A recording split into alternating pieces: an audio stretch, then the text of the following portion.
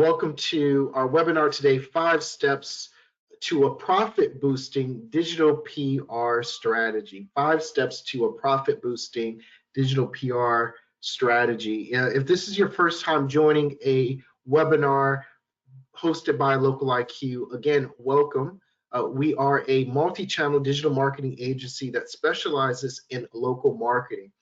Our digital marketing specialists help hundreds of businesses with SEO, PPC advertising, paid social, display advertising, website design, and so much more. We have an award-winning digital PR company that positions your brand at the forefront of the news agenda and creates content campaigns that resonate with your audience. We are part of the NewsQuest Media Group, which means we are well-versed in media relations, and some even consider us to be the go-to experts in building brand stories and understanding what matters to the media. The LOCALiQ's digital PR campaigns and link building services that we offer are very crucial for attracting referrals and high-value links from authoritative websites, which help to improve your organic visibility and customer engagement by driving more traffic and sales to your business. So rest assured, you are in good hands today. We've got a great session planned for you today. We still have a few people who are coming in and registering, so it's good to see that. Here is our agenda for today. We've got a lot that we want to cover, about 4 different sections. We're going to be talking about what is digital PR, how digital PR complements other strategies that you may already have in your marketing mix, 5 steps to getting started with digital PR, and then we're going to also talk about some digital PR success stories. Leading us through today's conversation will be my colleague, Aaron. Aaron, it is so great to have you with us today. Aaron is a digital PR client success manager here at LOCALiQ. Aaron, if you can, before we dive in, if you could just let us know a little bit about your background and how you got into this whole world of digital PR, that would be great. Absolutely. Hello, everyone. And yes, thank you again for joining us. So yeah, my name's Aaron. I'm excited to be here today. Before joining LOCALiQ, I spent around a decade in journalism, where I had the honor of receiving several awards. And I'll bring all of my expertise and my passion for storytelling to LOCALiQ's digital PR efforts, with, of course, the aim to get our clients the recognition they deserve whilst boosting their online presence. Awesome. Well, thank you, Aaron, for joining us today. You've got a wealth of experience, and so I know our audience will learn a lot from our conversation today. Before we get into our content, just 2 housekeeping things I want to make sure everyone knows about. Number 1, today's webinar is being recorded, so you will receive the PowerPoint slides and the recording from today's session in your email within about 24 hours. So feel free, you can refer back to everything that we're covering. We're going to offer you some resources and show you some links that you'll be able to click through once you receive the slides. So you'll have that handy. Also, we've got a Q&A session at the end of our webinar today. But if you have questions along the way, you don't have to wait until the end to send those questions through. So just in that same area where you introduce yourself, you can type in any questions that you may have along the way in that particular area. All right, so great. Let's go ahead and dive in. Aaron, I mean, just so maybe we can have a good foundational level of understanding on this topic, let's just start with the basics. What is digital PR? So yeah, digital PR, unlike public relations, uses online platforms and tools to essentially boost the brand's visibility and reputation. Unlike traditional PR, it focuses more on SEO and link building, so of course off-page SEO, and it uses online analytics to measure impact, helping brands connect with a wider audience and of course improve their online presence. So digital PR improves a brand's online presence and visibility. It incorporates elements of traditional PR, but for an online space. It involves preparing press releases and then from them generating news coverage. It positions businesses as experts in their field. And of course, with all of this, it looks to boost website traffic. The inclusion of backlinks in these press releases thus improves the domain's authority and therefore search engine results page rankings, as Google considers these backlinks that we get as an upvote of the business's credentials. So just to kind of give an example, to kind of go through this, a domain authority is of course where you're ranked in kind of how authoritative you are in Google's eyes. A good way of boosting that is through backlinks, and a good analogy for a backlinks is, Brandon, do you mind if I use you as an example here? Yeah, sure, go ahead. So Brandon, let's say you've well, you're already dressed, suited and booted, dressed to impress. Let's say you're at a fancy meal out. You don't know anybody. You're sat at the table on your own, and you're kind of amongst a crowd. Nobody's really looking at you. But then Taylor Swift, right? She comes into the room. She makes a beeline straight for you, Brandon, and shakes your hand. Your reputation has ranked up in that building, and now everybody wants to come over to you, Brandon, and ask you, how on earth do you know Taylor Swift? That is what a backlink is. A backlink is like a handshake with a famous pop star, okay? It boosts your website's reputation, your domain authority, and kind of takes you up the rankings. And of course, as we'll go on to, the higher your DA, it helps your Google search rankings. And we'll come on to that in more detail shortly. Well, no, great analogy there. It's like shaking hands with a celebrity, and then all the attention goes on to, well, who's that? So, one of the things that when we were working with different businesses, they have a lot of perceptions of what digital PR is and what digital PR is not. So maybe if you can take us through that as well, that would be helpful. And let's just start there. What is digital PR in, some specific cases? Absolutely. So digital PR is 100% white hat. It's organic, and it comes with high tier backlinks in reputable publications. We're talking magazines, newspapers, etc. It's unsponsored editorial content that's published on its own merit. It's published because it's good quality news. It's stuff that people are interested in reading. It's achieved via research or data-based information or reactive and expert commentary. So we've got a couple of examples here. First one is, of course, data campaigns. This is where we would, for example, analyze official data and create unique insights that journalists love from it. So we're talking government statistics, Office of National Statistics, NHS data, data scraping websites, or proprietary data. The next step is, of course, reactive campaigns. This is leveraging trends that's currently going on in the world and pitching relevant stories to journalists off the back of this.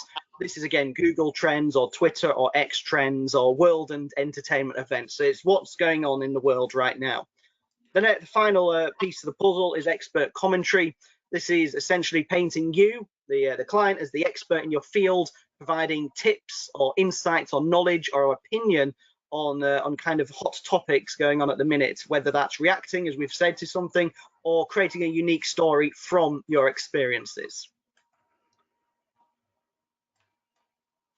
And you have examples of what digital PR is not? Absolutely. So digital PR is not cold emails offering guest posts.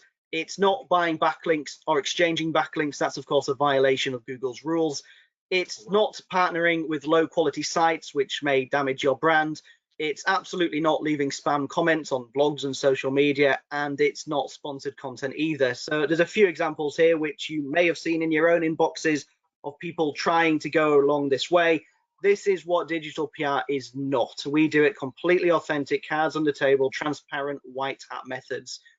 So these are a couple of examples, as I say, of what we're not doing. Well, that's a good example, and I've seen, I think anyone who has a website that has a blog probably gets some emails like this. I know I do, and we do here. It's typically, someone trying to say, for X amount of pounds or this type of investment, we'll link back to your website on these websites, and you want to be on these websites because they have high traffic and such. Sometimes these emails aren't even, written in a grammatically correct way. You see, like this example here, it's lowercase, and so that's a good way to know that it's coming from a spammer or an agency that's just not professional. So you do want to steer clear of these things. So thank you, Aaron, for sharing these examples with us in terms of what digital PR is and what it's not. Digital PR, I understand too, is a strategy that works well with other digital marketing tactics. Absolutely. So digital PR is really good when it's linked with SEO. So of course, digital PR, as we've established, is off-page SEO. You bundle that with your on-page SEO, and you've kind of got a match made in heaven. So you kind of see digital PR, SEO, they work hand in hand. So when you put them together, they can also, the off-page can get you in the right places to get your to build your brand awareness and authority. So essentially, the SEO can focus on developing content that ranks you in search results, whilst also being shareable with the off-page SEO, which is of course digital link building or digital PR. So yes, it can help increase web traffic and also strengthen your online reputation and boost that credibility in the field that you're in. So as you can see on this graph here, you can see how the domain authority score rises and your position on Google correlates with it. So that's kind of how off-page SEO, and then backlinks, them handshakes with the celebrities, boost you up them rankings and take you up the domain authority scale, and with it your position on the search engine page rankings. Cool, thank you for that. You know, again, this when we talk about SEO, and SEO is something that really does complement well with digital PR, as Aaron is suggesting. SEO is one of those topics that can go really deep, really technical, very quickly. And there are different areas of SEO, and in particular, like you're talking about, is the off-page SEO aspect that digital PR can support and complement. And for our webinar attendees, I know we're covering a lot in this short amount of time, but we do have a whole masterclass series on the topic of SEO, from the basics to advanced strategies. I think it's a 3 or 4 part series. And so you can see it on our website when you go to the resources tab, or once you get this PowerPoint slide deck, you can just click through here and take whichever session of our masterclass suits where you and your business are, and you can learn a little bit more about the whole world of SEO and where your business may find it an opportunity to do more research or investment into. So just want to offer that, Aaron. I hope you don't mind for our attendees who are hearing SEO and want to know a little bit more about that. But okay, let's get back to digital PR though. We've got a really good understanding of all of that. Now, can you take us, Aaron, into those 5 steps to getting started with digital PR?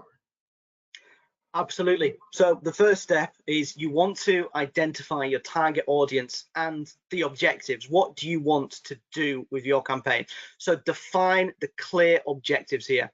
What we recommend is looking at a time period where you can measure it from. Now, digital PR is an ongoing process. It works to keep it going, keep updating it, because you're competing with others, of course. So we recommend at minimum 6 months to a year. This will allow you to really see how the campaign is going, how it's progressing. Then you also kind of want to think, how many backlinks are you looking to achieve? Like you would consider the campaign a success. So a good way to do this is, of course, market research. Look at your competitors and see how they're ranking. What are their current benchmarks? What are their strengths? You kind of go through what they've got and kind of compare it to yourself. Now, a great way of doing this is, of course, with the LOCALiQ SEO audit, which Brandon can go into a little bit more detail about shortly. But that is a great way of kind of boosting through that. Here we go. So that's a kind of a good thing that we offer, of course, if you kind of want to find out and compare yourself to others and see where you stand. Now, with this market research, have a look at how many backlinks your rivals have. What qualities are they? Are they high domain authority backlinks? Are they low? Where do you want to fit into this? And that will kind of allow you to see what your clear objectives and goals are. From there, you want to segment your audience. Where are you looking to get these pieces published? Of course, that's going to affect what type of content you create. So from your research, look at the quality of the backlinks and what type of papers or publications or outlets have them domain authorities where you're looking to go. Of course, not all backlinks are created equal. A high domain authority provides more of a boost. However, don't write off the lower domain authority backlinks. You want a natural backlink profile. So you really want to balance it out. The lows and the highs, get them at the same time. The highs have the bigger impact, but to look natural and clear and authentic in Google's eyes, the lower ones are just as important.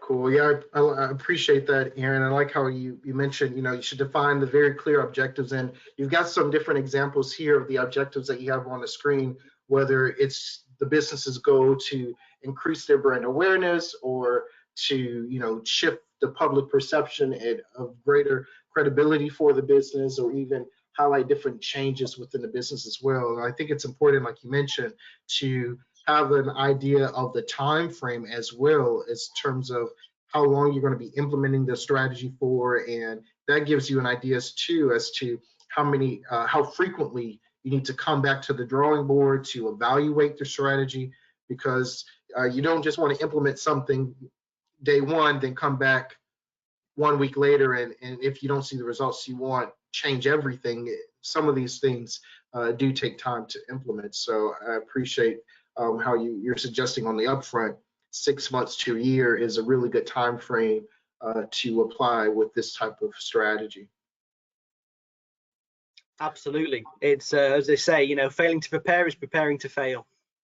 Yeah, yep. And I did put that link in the chat too for everyone who wants to go and take a look at the free SEO audit tool that's on our website. Again, it's a good way as well to just get a good benchmark as to where your business is currently. It'll let you know how your business currently fares with that on-page SEO, links, performance, usability.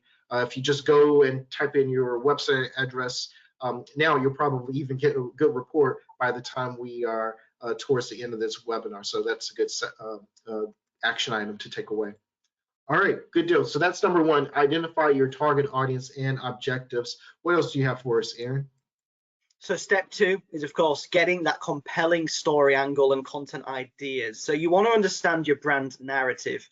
Now, of course, some businesses are quite niche.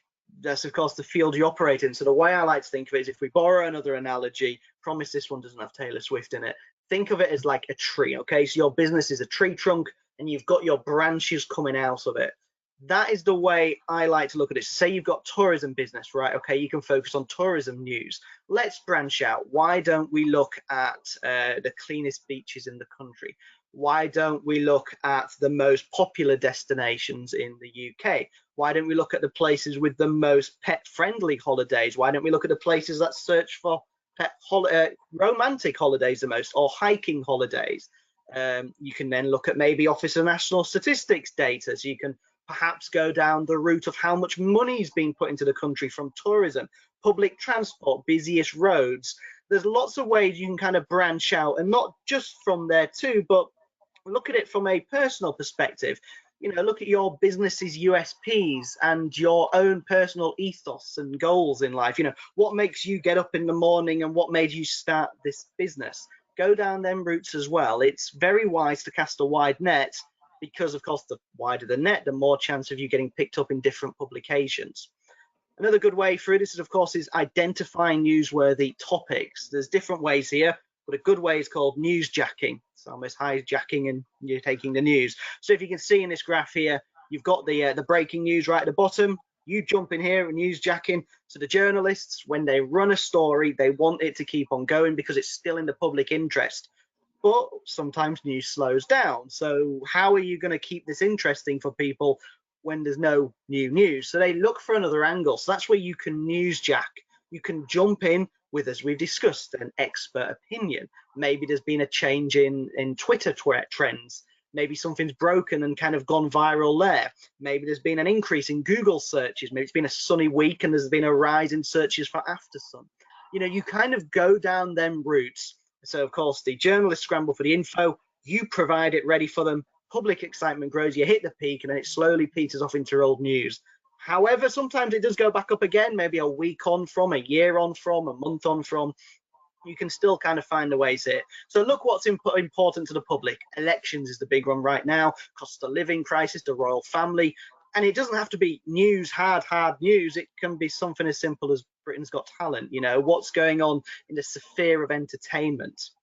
You can also look for, as we mentioned, Google Trends. So has there been a spike in searches? Social media, what's currently going on there? Has there been a rise in interest in hashtags and visits to different places? You can perhaps look at national days, but even better than all of this is predicting the news and jumping in before the news breaks, which is difficult to do, but that's kind of something like we do at LOCALiQ. With our experience in the news industry as a team, we know news, we know how it works, we can predict it, we can almost see into the future a little bit. We have friends in the industry who we hear from, we know what they're looking at covering, and we can kind of essentially keep our finger on the pulse essentially of what's going on and almost jump in before we need to newsjack. So jumping on from here, of course, creating engaging content formats. So you're selling the story to a journalist here, right? You've got this amazing idea. Now you've got to get them to run it. And the journalist needs to sell, in a way, the story to the reader. So you've almost got to reverse engineer it from what does the reader want, what does the journalist want, what have you got on offer? So make it interesting and as relevant as possible. All journalists are busy. There's breaking news all the time. Plans get thrown out the window. So you want to give them not a half-baked solution. In my opinion, you want to give them almost a three-course meal of content. You want images, you want graphs, you want data, you want case studies, expert opinions. Give them as much as possible so they can take it and essentially run with the story without having to do as much as possible, without having to do anything else, and kind of push it out there. And of course, incorporate SEO best practices. You've got to make sure all the keywords are there and make sure the backlinks are in all the right places so the journalists see them, and of course, keep them in there. Great points there, Aaron. Thank you for that. Especially the one where, considering that the journalists, they get so much across their desk already. And so you want to think about who their audience is and think about how you can craft the story and the services and everything that your business, the narrative that your business is trying to communicate. Try to create it in a way to where it requires less editing on the journalists, and also think about all the different angles that the narrative that your business wants to suggest can go with the news cycle from the moment it's breaking until the last day when it becomes news. But like you said, there's a good week of attention and awareness that your business could tap into if you know how to angle your narrative properly. Good things there. So that's step 2. And what's the next one you've got? So step 3 is building a relationship with journalists. So you now have the story, you've got it in a way that's interesting.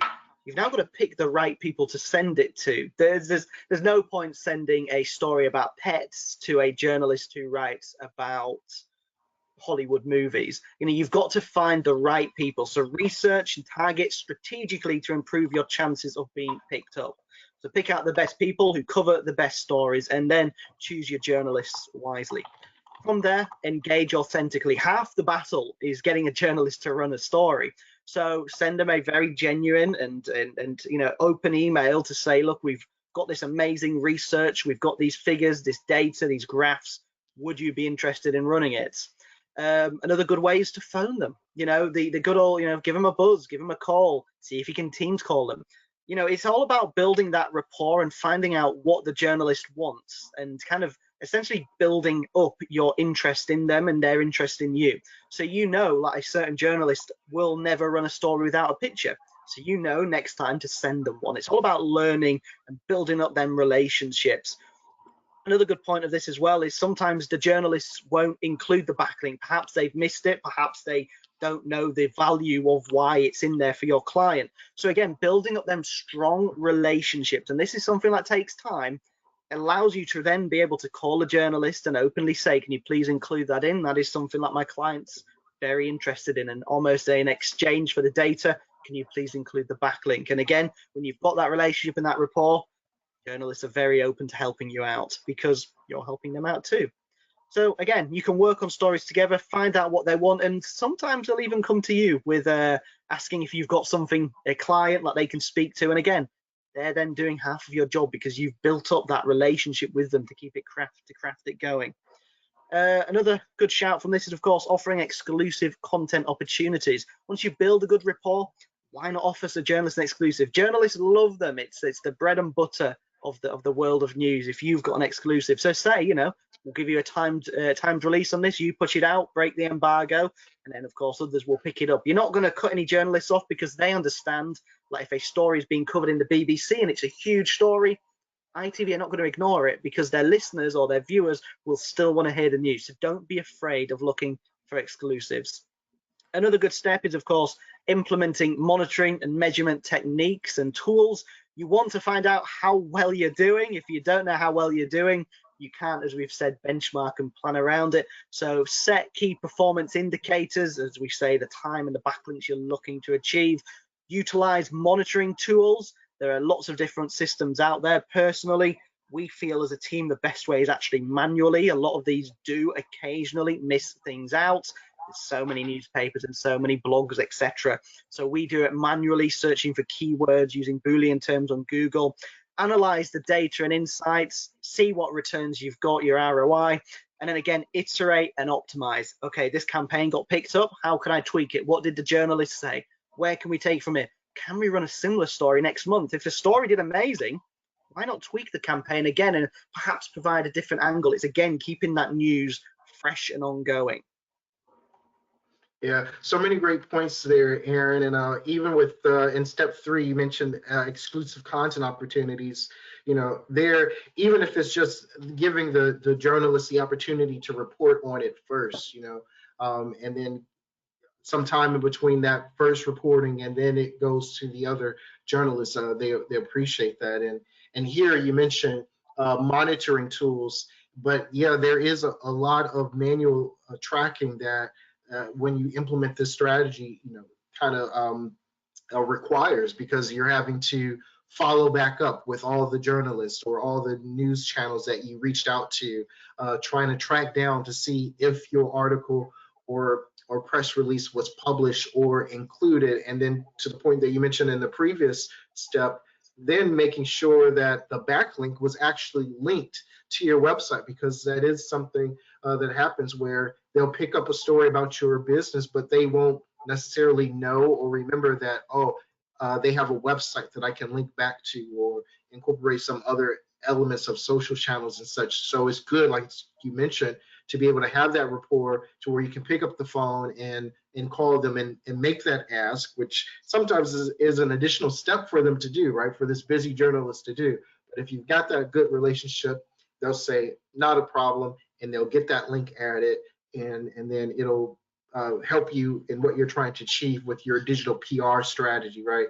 In terms of getting all of those authoritative links back to your website so that it can send the appropriate pings that are needed in these search algorithms to help your business come up in those search results. So a lot of things there, Aaron, and I'm sure this is a lot too for individuals or small businesses to do themselves. And your next step talks about considering using a digital PR service to help your business add capacity. And you know, if you just have a small team, you know, you really do need to be about the business of what your actual business is, the products and services there. Sometimes this digital marketing space can be, and it can be a whole full-time job in and of itself.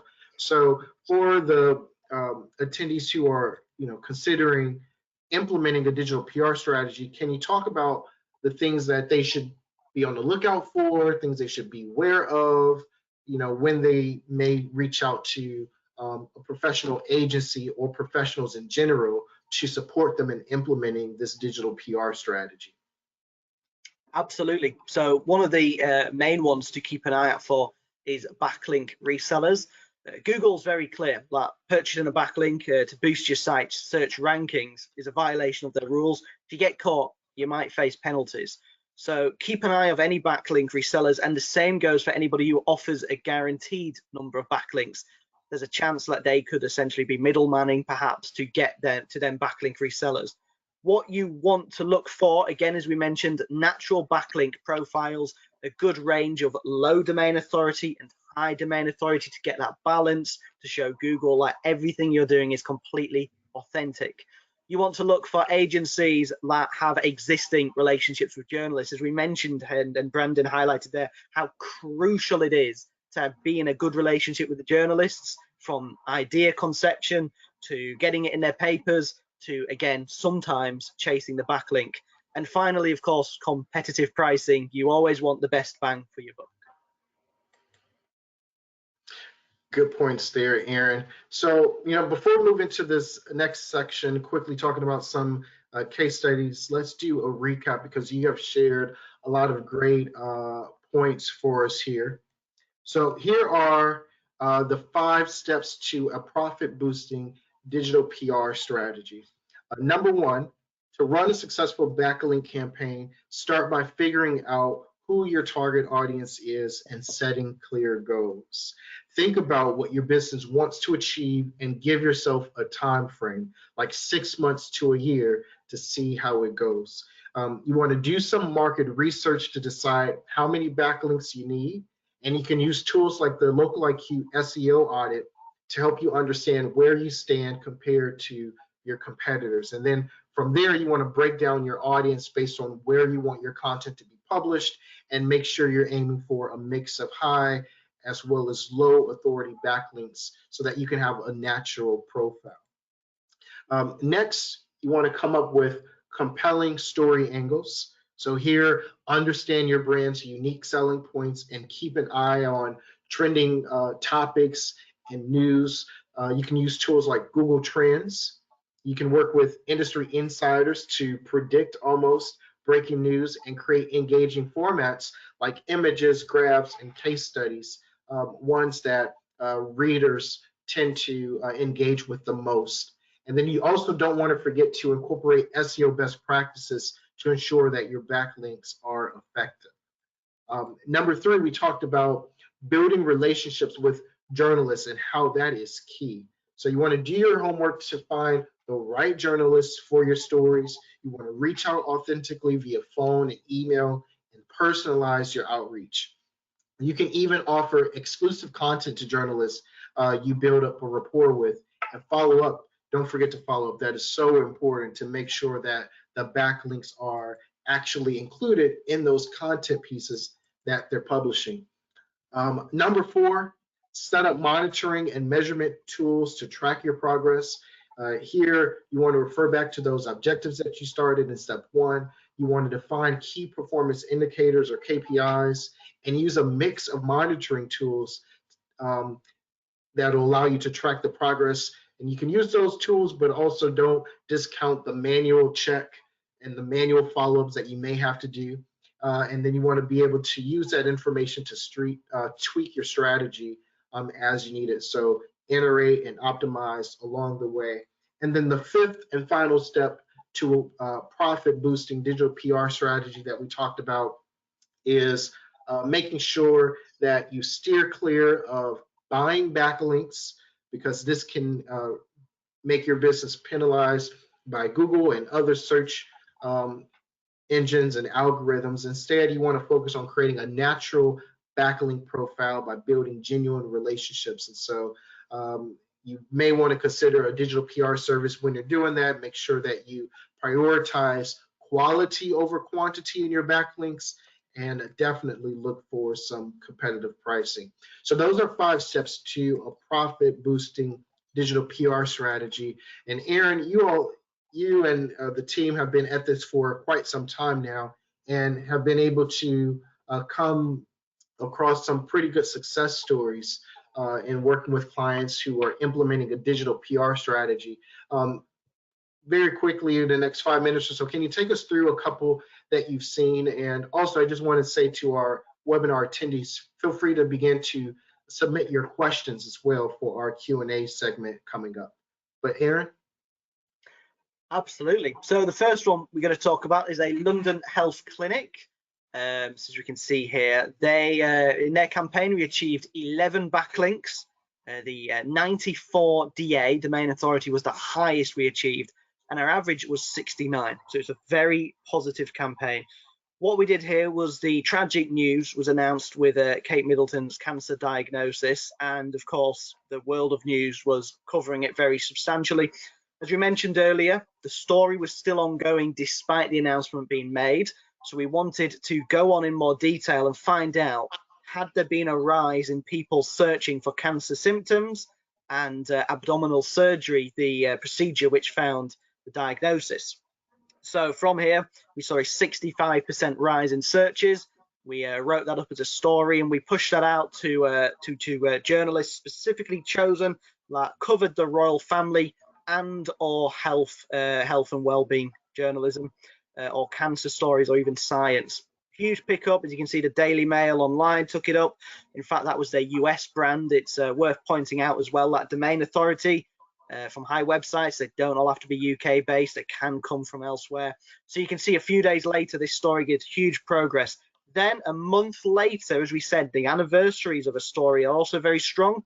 We took another dive in and found out where places in the UK were with the highest increase. So you can see here it was published in the Leader, and we were looking at the statistics for Wales, and you can see Wrexham was one of the highest.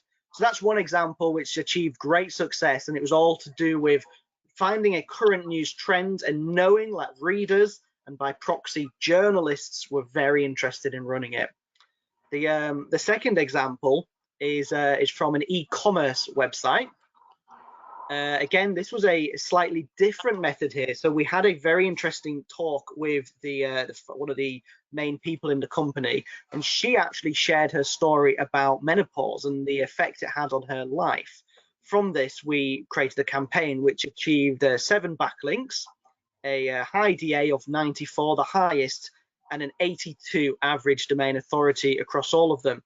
What we did with this as well is, of course, we used our this lady as the case study, a very, very strong case study. As you can see, menopause, she says, made her a monster.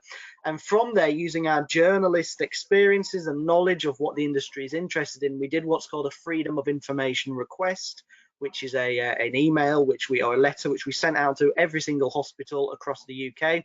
And we found out what their average menopause waiting list time was and how many people were on it. So we were able to compare data from years ago with current data now to see, has there been a rise in waiting times and people coming forward? The figures were quite shocking. The lady we spoke to who shared a story was quite upset by what happened with these waiting times, and again shared her story and her opinions and thoughts and fears that people would be going through the same things as her. And as you can see, it's a very interesting story that applies to a lot of people and got coverage not just in local papers such as the Hull Daily Mail. It also got online coverage on Greatest Hits Radio, which is one of the biggest radio stations. It then got picked up on the radio, so it was read out on there. It got picked up by Sky News Radio 2, who also ran it. It got a big feature on BBC, a very big breakfast feature, and then featured in national news on Yahoo News. So, of course, we achieved them backlinks, which is what we aim to do in this agency, but we also got some extra bonuses, so to speak, of radio coverage as well. Good coverage there, Aaron, and good examples too as to how a business can take, what's in the news and again, make it relevant for your business to become a part of that conversation, your business or yourself or, leaders within your business as subject matter experts, as you mentioned.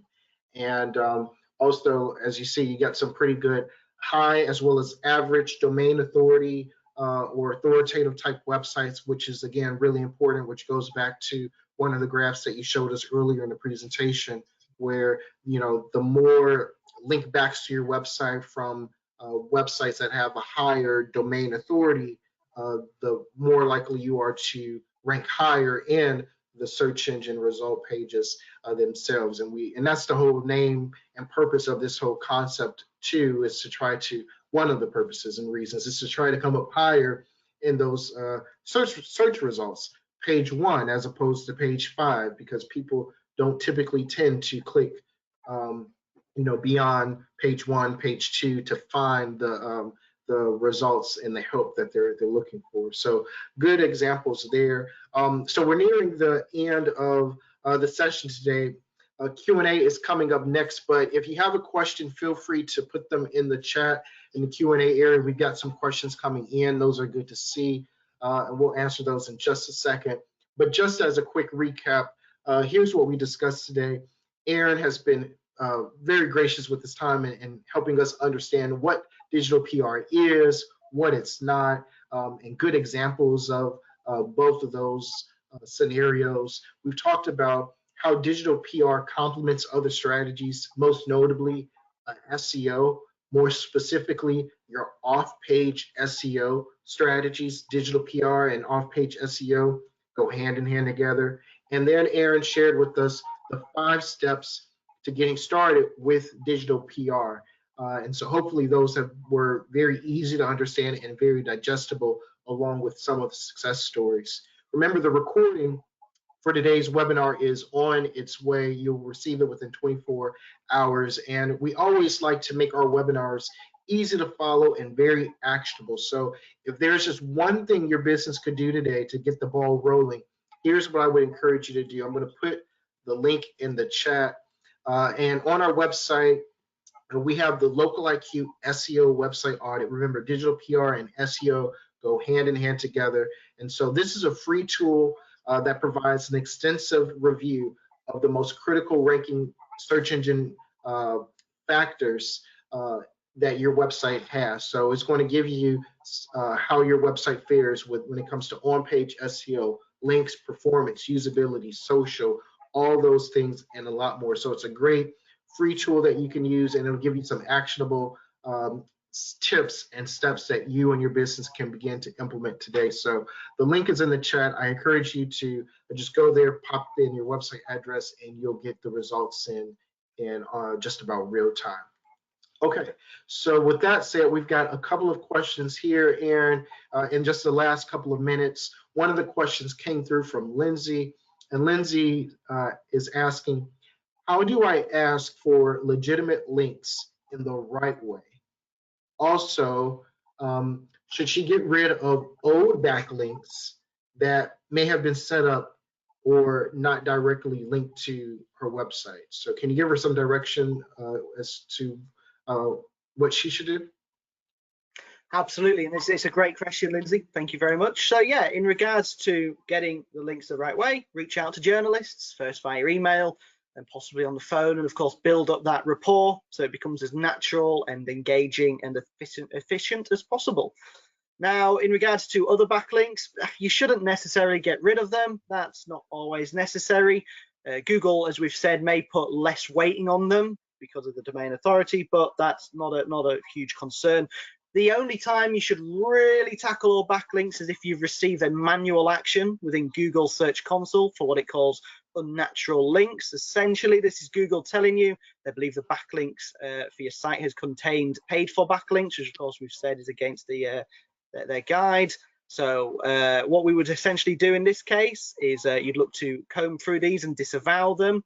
But in doing this, your best bet is to employ an SEO agency to do this, because the disavow tool, LOCALiQ, has to be used with caution, as if you use it wrongly, it can impact a website's performance. So engage with an SEO agency that has experience with this. That's kind of the most important thing there.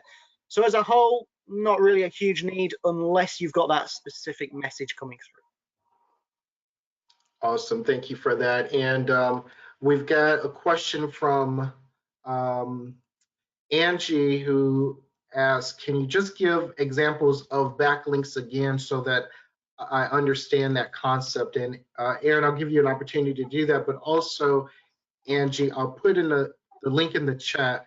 I'll send this to everyone to see it.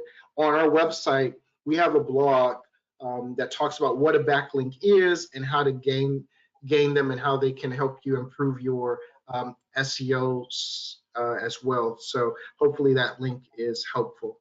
Aaron, very quickly, if you could just maybe give us a 30-second soundbite of what a backlink is for Angie there, in addition to that website I just shared. Of course, yeah, a backlink is essentially a vote of confidence from another website. So if you have a backlink to a high domain authority website, it's like a vote of confidence, it's a pat on the back from that website, essentially saying, you know, you're trusted, and we've linked back to you because we like what you do. Essentially, in Google's eyes, that is them giving you kudos and boosting you up. So their high DA kind of brings you up with it. In a nutshell, that's what a backlink is. Awesome. Good deal. All right. Well, thank you very much, Aaron, for your time today and taking us through digital PR in this whole world. Thank you to all of our webinar attendees for joining today. As you exit today's webinar, there is a quick survey that's going to come up. Feel free to let us know your thoughts so that way we can make sure that we're presenting quality content to you, as well as make sure you select yes if you'd like to learn more about digital PR services and have an expert reach out to you so that way we can answer some questions that may be very specific to you and your business and how having a digital PR strategy can help. Also on our website, we have a host of other webinars across all topics, including the SEO Masterclass topic that we talked about earlier in today's session. So I want to encourage everyone to go to that on our website and take a look at all those on-demand webinars that you can watch in your leisure, in your own time when you have the opportunity. And with that, Aaron, again, thank you very much. Thank you to everyone who attended. We hope to see you on our next webinar. And thank you for joining us today. Talk to you soon.